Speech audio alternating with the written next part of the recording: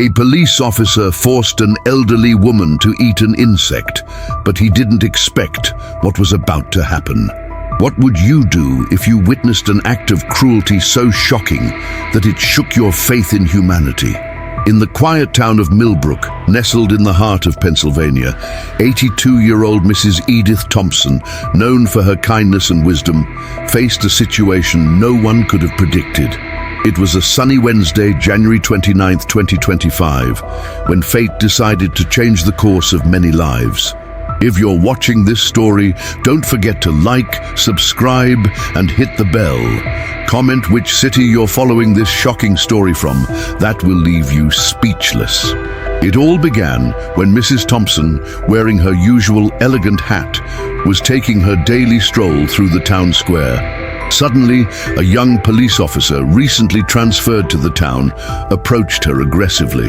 What followed was an act of such cruelty that the few passers-by were paralyzed with horror. The officer, with a sadistic smile on his face, forced Mrs. Thompson to swallow a cockroach he had found on the ground. The old lady's pleas echoed across the square, but no one dared to intervene. What the officer didn't know was that someone very important was about to arrive and witness this deplorable scene. As Mrs. Thompson struggled against disgust and humiliation, an imposing figure turned the corner. Who could this person be? What consequences would this abusive act have for the officer? And how would this situation forever change the lives of all involved? The tension in the air was palpable. The residents of Milbrook, known for their hospitality and tranquility, had never imagined their town would be the stage for such a disturbing event. The shock on people's faces contrasted with the officer's arrogance, who seemed to mock the consequences of his actions. Mrs. Thompson, tears in her eyes, represented more than just a victim. She was a symbol of a community, the keeper of stories and traditions, who now saw her dignity so brutally torn away. The trembling of her wrinkled hands and the fear in her eyes told a story of pain that went beyond this moment. The officer, blinded by his own arrogance, didn't notice the change in the air, the sudden silence that fell over the square. He was about to learn a lesson he would never forget, a lesson about power, justice, and the unpredictable consequences of our actions. The approaching figure brought with them not only authority, but also a deep connection to the community and to Mrs. Thompson. Each step towards the scene of the crime resonated like an omen of change, of retribution. The people around, previously paralyzed by fear, began to feel a spark of hope. Something was about to change the course of this terrible situation. The air was charged with anticipation, as if the universe itself was holding its breath, waiting for the moment of truth.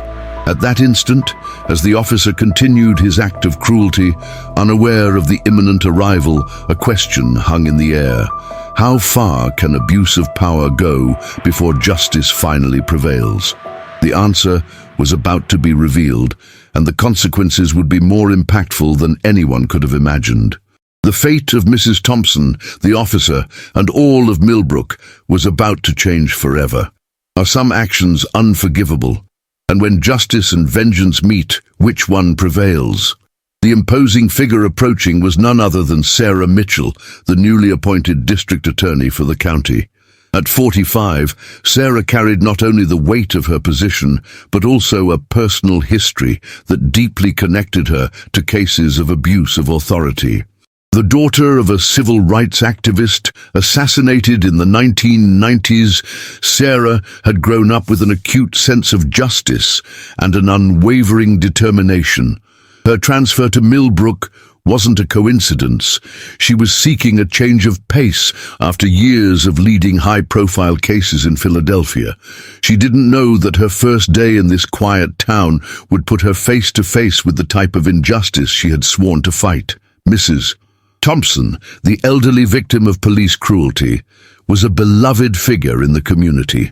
At 82, she carried with her the memories and scars of a life marked by the struggle against prejudice. Born into a family of farmers, Edith Thompson had earned respect through her hard work and wisdom. She was known for her fascinating stories about the region's history and her active involvement in community projects. The young police officer, Officer Jack Reynolds, 28, was the antagonist of this story. Recently transferred from a larger city, Jack brought with him a baggage of prejudices and a misdirected thirst for power. The son of a corrupt police officer, Jack had grown up believing that the uniform gave him the right to be above the law. His arrival in Milbrook had been marked by a series of minor abuses that, until now, had gone unnoticed by local authorities. The town square, the theater of this shocking event, was the beating heart of Milbrook. With its weather-worn wooden benches and old fountain at the center, it was a silent witness to the town's history. It was here that, on Sundays, families gathered to listen to Mrs. Thompson's stories, and where now a scene was unfolding that would remain etched in the community's collective memory. Among the spectators was Mr. Johnson, the local baker. At 60, he knew every face in town and was an inexhaustible source of gossip and information. His shock at the scene was palpable, but something in his eyes indicated that he was keeping a secret that could change the course of events. Another crucial character was Emily, a 22-year-old law student who was interning at the town's courthouse. Witnessing the act of brutality, Emily felt the weight of her future profession. Her sharp mind was already formulating legal arguments, while her hands trembled as she discreetly filmed the scene with her phone. Sarah Mitchell's arrival in the square was like a clap of thunder on a clear day. Her imposing presence and determined gaze contrasted with the town's bucolic air. She absorbed the scene in seconds, her years of experience allowing for a quick assessment of the situation. The atmosphere of the small town of Milbrook, with its cobblestone streets and historic buildings, seemed an unlikely setting for such drama. The town, known for its tranquility and renowned apple orchards, had never faced a scandal of this magnitude. The shock of the event reverberated through the narrow streets, touching everyone from the mayor in his office to the humblest of residents. As tension mounted in the square, the rest of the town continued its routine, unaware of the unfolding drama. In the local high school, students discussed prejudice and citizenship, an ironic coincidence with the real events. In the small town hospital, a nurse commented on the recent increase in abuse cases, not knowing she was about to receive a victim who would change everything. The scene in the square was like a ticking time bomb, ready to explode and spread its consequences throughout the community. Each person present carried their own story, prejudices and hopes, all about to be tested by the events that would follow. As Sarah approached, the air seemed to grow heavy. The imminent encounter between the district attorney and the abusive officer promised to be more than just a confrontation. It would be a clash between different visions of justice, power, and humanity. The story of Milbrook was about to take an unexpected turn, challenging the apparent tranquility of its surface and revealing the complexities and tensions hidden within its seemingly harmonious community. The air in the square electrified as Sarah Mitchell, with firm steps and a determined gaze, approached the degrading scene. Mrs. Thompson, still trembling and with insect remains at the corners of her mouth, looked up, finding in Sarah a beacon of hope amidst her nightmare. "Stop immediately, officer!" Sarah's voice cut through the air like a sharp blade. Officer Jack Reynolds, caught by surprise, turned abruptly, his expression of arrogance faltering for a moment. "And who are you to give me orders?" Jack retorted, his hand instinctively moving towards his weapon. Sarah, unfazed, pulled out her credentials. "Sarah Mitchell, District Attorney, and you, officer, are under arrest for abuse of authority and inappropriate conduct." The crowd around collectively gasped. Emily, the young intern, continued filming discreetly, her heart pounding with adrenaline. Jack, realizing the gravity of the situation, tried to change tactics. "Madam District Attorney, there's been a misunderstanding. I was simply—" he stammered, searching for a plausible excuse. "Be quiet," Sarah interrupted, Anything you say can and will be used against you in a court of law." She turned to the spectators. "Can someone please call an ambulance for Mrs. Thompson and contact Sheriff Anderson?" Mr. Johnson, snapping out of his shock, rushed to make the calls. Meanwhile, Sarah approached Mrs. Thompson, her voice softening. "Ma'am, are you all right? Can you tell me what happened?" Edith Thompson, still shaking, began to recount the incident. Her voice, though weak, carried a dignity that moved all those around her. "I was just taking my walk, as I do every day. He stopped me, demanded my ID. When I asked why, he... Her voice broke, tears beginning to fall. Sarah's anger grew with each word, but she maintained her professionalism. "Don't worry, Mrs. Thompson. Justice will be served." At that moment, Sheriff Anderson arrived at the square, followed by 2 other officers. The expression on his face was a mixture of shock and disappointment upon seeing Jack handcuffed. "Sheriff," Sarah began, "we have a serious situation of abuse of authority. Witnesses confirm that Officer Reynolds forced this lady to ingest an insect." Anderson, a man in his 50s, known for his integrity, nodded gravely. "I understand, Madam District Attorney. Officer Reynolds, you are suspended from duty until further notice. Accompany the officers to the station." As Jack was being led away, he shot a look of pure hatred at Sarah and Mrs. Thompson. "You don't know who you're dealing with," he hissed. Sarah, unflinching, replied, "No, officer. It's you who doesn't know." With Jack removed from the scene, attention turned to Mrs. Thompson. The ambulance arrived, and paramedics began to examine her. Sarah took this moment to gather witness statements. Emily, the intern, nervously approached. "Madam District Attorney, I filmed everything. I think it could be useful as evidence." Sarah's eyes lit up. "Excellent work, young lady. This will be crucial for the case." As the square buzzed with activity, Mr. Johnson pulled Sarah aside. "Ma'am, there's more to this story. This isn't the first incident with Officer Reynolds. There are people in town who are afraid to speak up, but..." Sarah listened intently, realizing that the case was just the tip of the iceberg. "Mr. Johnson, we need to talk more about this. Can you come to my office tomorrow?" As night fell on Milbrook, news of the incident spread like wildfire. At the hospital, Mrs. Thompson received care, surrounded by shocked friends and family. At the police station, Jack Reynolds faced rigorous interrogation, his arrogance slowly giving way to fear. Sarah, in her new office, spent the night reviewing laws and preparing strategies. She knew that Mrs. Thompson's case was more than an isolated incident. It was an opportunity to expose and correct systemic injustices. The next day, the town woke up in turmoil. Groups formed, some defending Jack, claiming he was just doing his job, while others demanded justice for Mrs. Thompson. The social tension, previously latent in the peaceful Milbrook, was now rising to the surface. The mayor, pressured by local and national media beginning to flock to the town, called an emergency meeting. Sarah was asked to present the facts and her strategy for handling the case. Meanwhile, in a remote part of town, a shadowy figure made a phone call. "Boss, we have a problem. The new DA is stirring up mud. What do we do?" The answer came in an icy tone.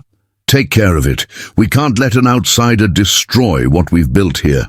As the sun set on the second day after the incident, Milbrook found itself on the brink of transformation. Mrs. Thompson's case had lifted the veil of tranquility, revealing long-hidden tensions, corruption, and prejudices. Sarah, determined to bring justice, had no idea of the dangers that awaited her. The battle she was about to fight went far beyond a simple case of police abuse. She was about to uncover a web of corruption that extended to the highest echelons of the town. As Mrs. Thompson's case took on unexpected proportions, subplots began to develop, adding layers of complexity to the main story. The following morning, Mr. Johnson arrived at Sarah's office carrying an old, dusty file. "Madam District Attorney, what I'm about to show you could change everything," he said, his voice trembling slightly. Inside the file were documents dating back several decades, revealing a pattern of police abuses and corruption that spanned generations. Sarah, absorbing the information, realized that the case went far beyond Jack Reynolds. "Mr. Johnson, this is dynamite. How did you obtain these documents?" "My late wife was a secretary at the town hall. She kept all of this, waiting for the day when someone brave enough would appear to bring justice," Mr. Johnson replied, his eyes shining with a mixture of fear and hope. Meanwhile, at the hospital, Mrs. Thompson received an unexpected visit. Emily, the young law intern, had come to check on her condition. During their conversation, Edith revealed something surprising. "My dear, that officer, he wasn't acting alone. A few weeks ago, I saw something I shouldn't have at the town hall. Since then I've been watched," Mrs. Thompson whispered, nervously looking around. Emily, feeling the weight of responsibility, promised to relay this information to Sarah. However, upon leaving the hospital, she noticed a dark car following her. Fear began to set in. At the police station, the atmosphere was tense. Sheriff Anderson faced pressure from his superiors to suppress the case. In a closed room, he received a call. "Anderson, you need to contain this situation. We can't let a rookie DA destroy years of arrangements," said the voice on the other end of the line. The sheriff, in a cold sweat, replied, "I'll do my best, but this Mitchell woman is tough." In another corner of town, Jack Reynolds, now suspended, met with a group of sympathetic officers in an isolated bar. "We can't let an outsider woman and an old lady destroy our careers," he argued, inciting others to action. Sarah, unaware of these movements, continued her investigation. While searching through the DA's archives, she discovered connections between old cases of police abuse and prominent figures in the town. One name in particular caught her attention: Michael Mitchell, her father. Shocked, Sarah realized that her father's assassination, so many years ago, might be linked to what she was now uncovering. The investigation became personal, further strengthening her determination. At the town hall, Mayor Robert Collins faced his own dilemma. Pressured by the media and human rights groups that were beginning to arrive in town, he knew he had to act. However, years of shady deals kept him trapped in a dangerous game. "Linda," he called his secretary, "arrange a private meeting with Ms. Mitchell for tomorrow, and leave no trace." Meanwhile, on the streets of Milbrook, tension was rising. Groups formed, some in support of Mrs. Thompson, others defending the police. The peaceful small town found itself divided, years of prejudices and resentments rising to the surface. Amidst this whirlwind, a mysterious figure observed everything from afar. Known only as the advisor, he was the true power in the shadows of Milbrook. With connections extending to Washington, D.C., he saw his years of control threatened by Sarah's persistence. "We need to neutralize this threat," he murmured to his assistant. "Find out everything about her past. Everyone has a weak point." As night fell, Sarah worked tirelessly in her office, connecting the dots.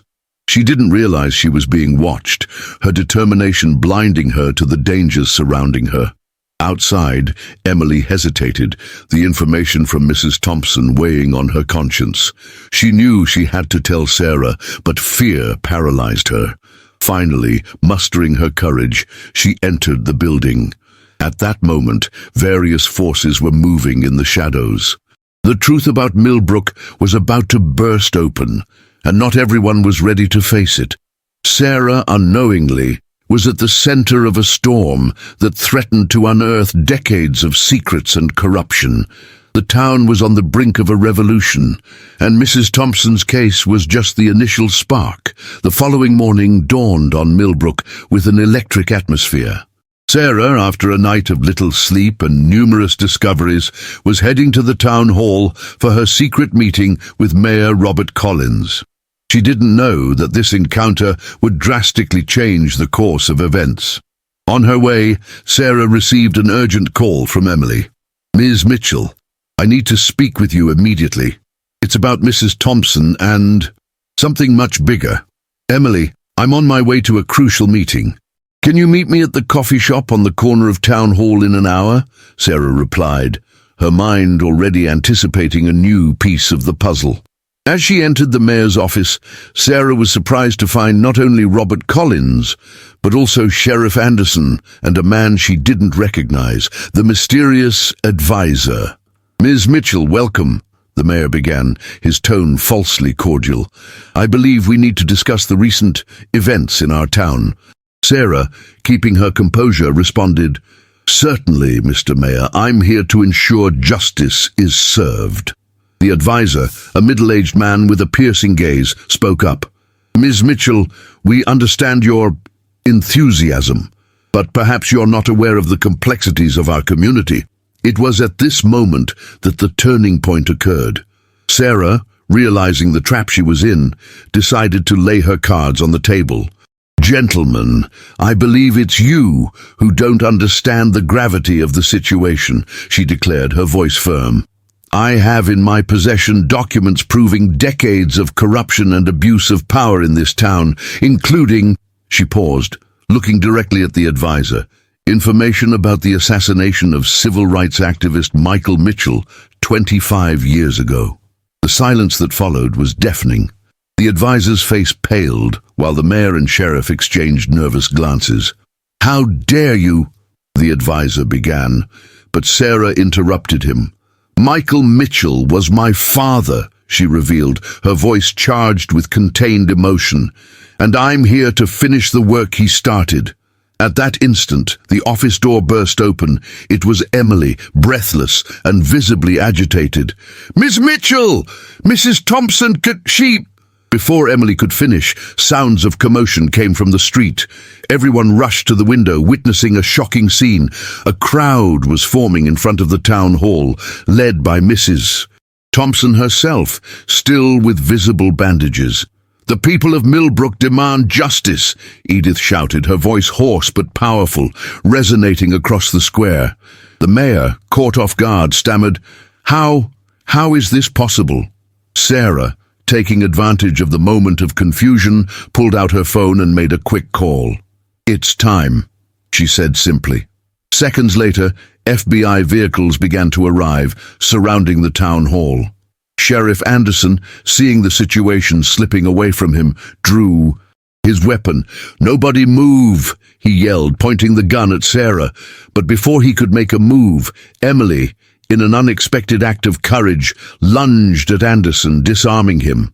"Enough violence," Emily said, her voice shaking but determined.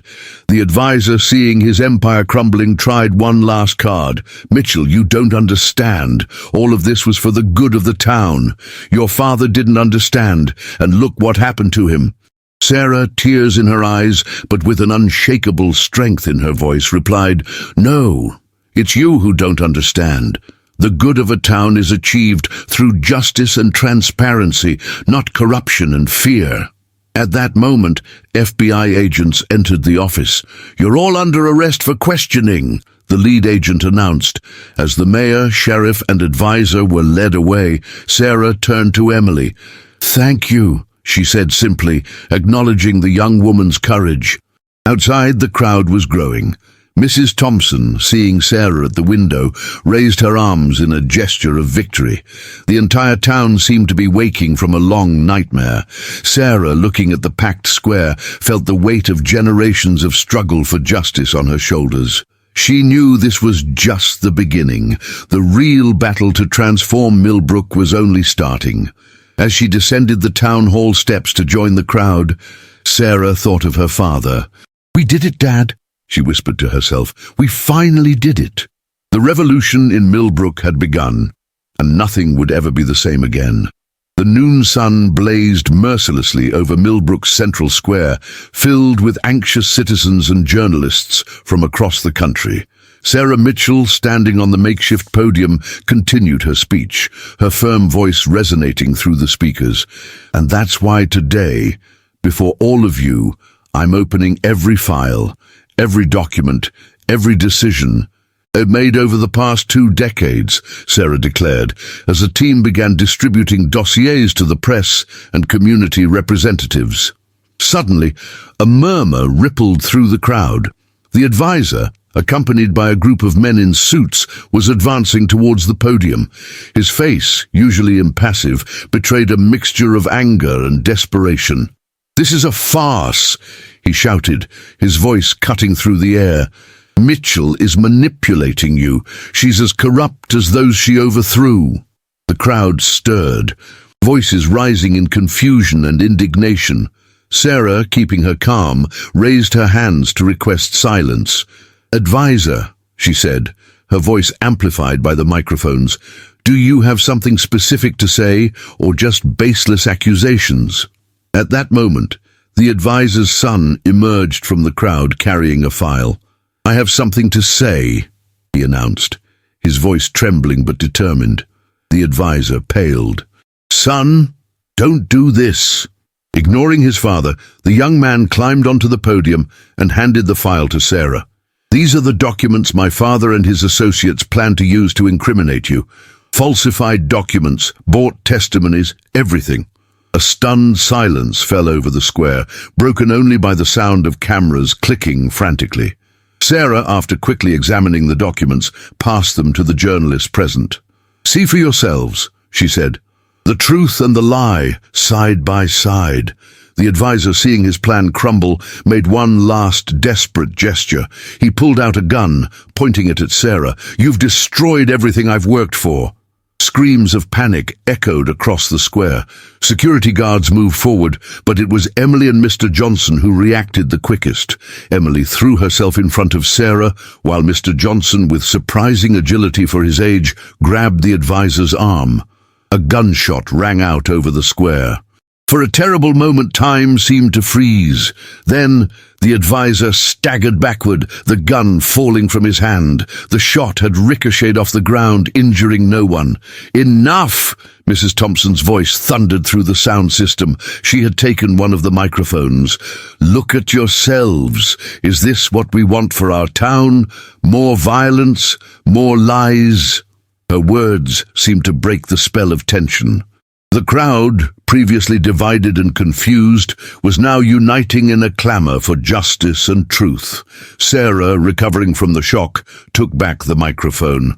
"Citizens of Milbrook, you have witnessed today the final confrontation between the old and the new, between corruption and transparency. The choice is yours now."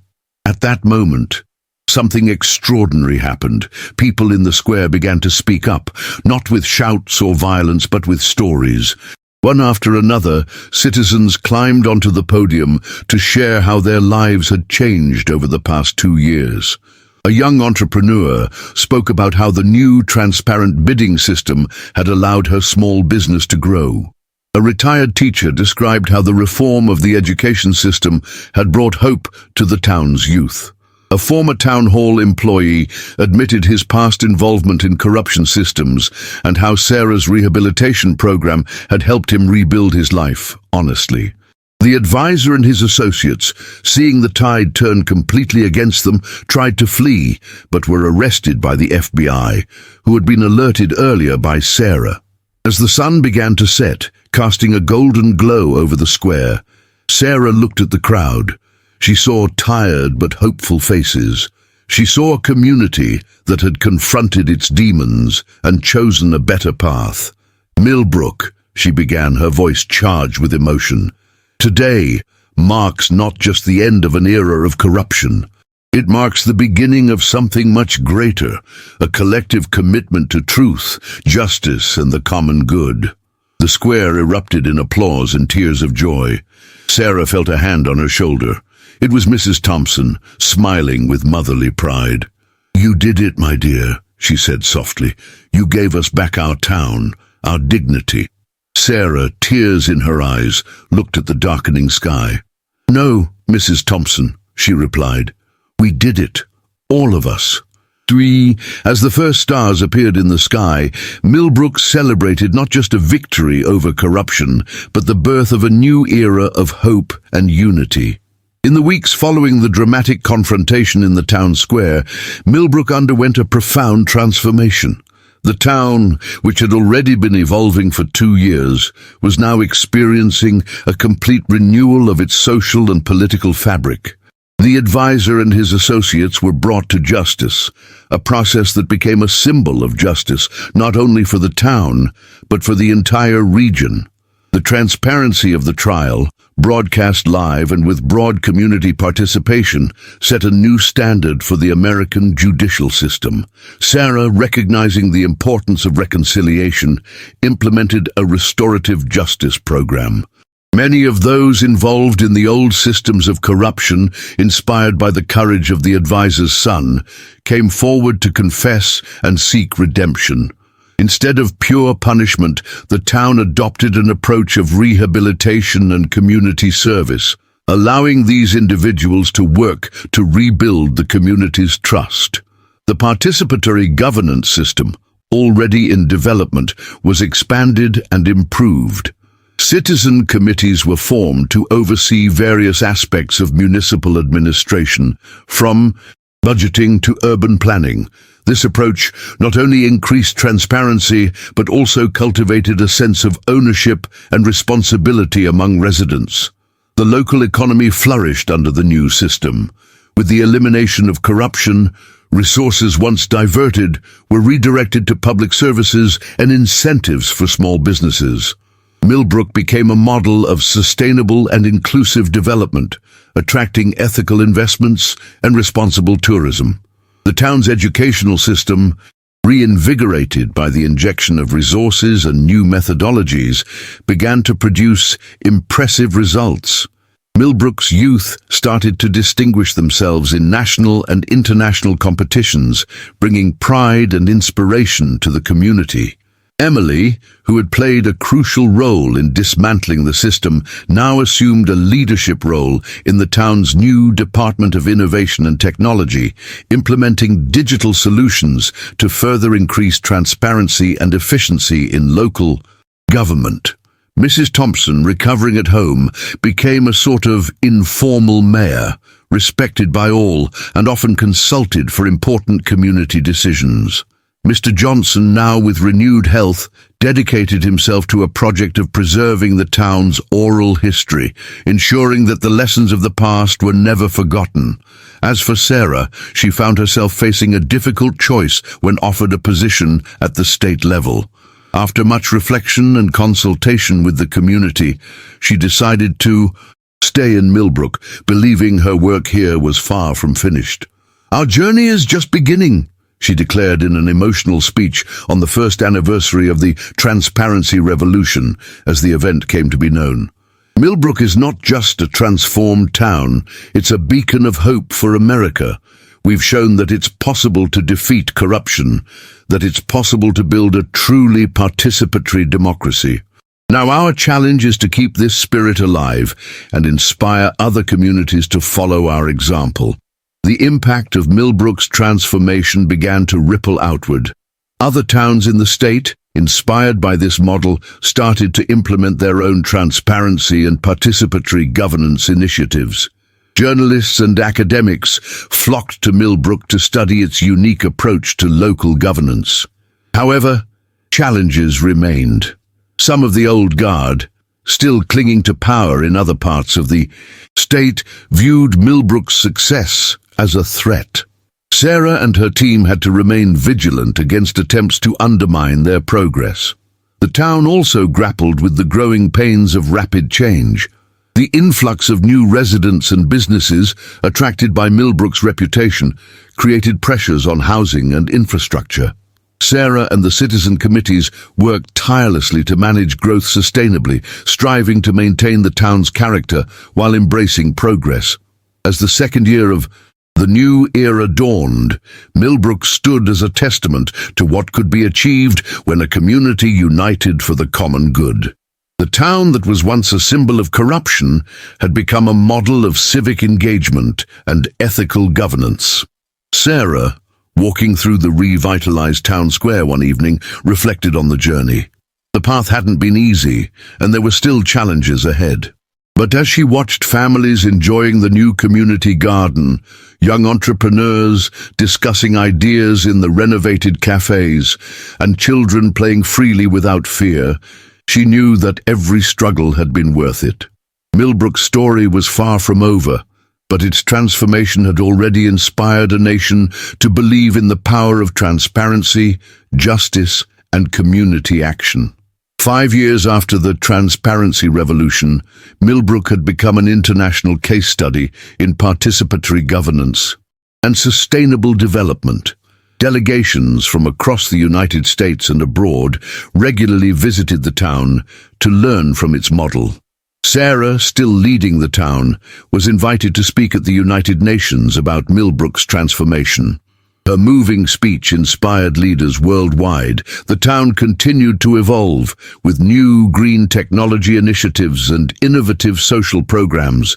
The spirit of unity and citizen participation remained strong. Meanwhile, in a renovated square, Mrs. Thompson was telling the story of the revolution to a group of attentive children, ensuring that future generations would never forget the power of courage and integrity. Dear viewers, if you've watched this far, you've experienced every moment of this incredible journey of transformation in Milbrook with us. The story of Sarah, Mrs. Thompson, and all the courageous citizens shows us that change is possible when we unite for a greater cause. Now, it's your turn to make a difference. Comment "I watched until the end" and share your thoughts on how we can apply these lessons in our own communities. Don't forget to click on the video appearing on the final screen. You'll find more inspiring stories there that will motivate you to become an agent of change. Together, we can transform not just one town, but an entire country. The revolution begins with you.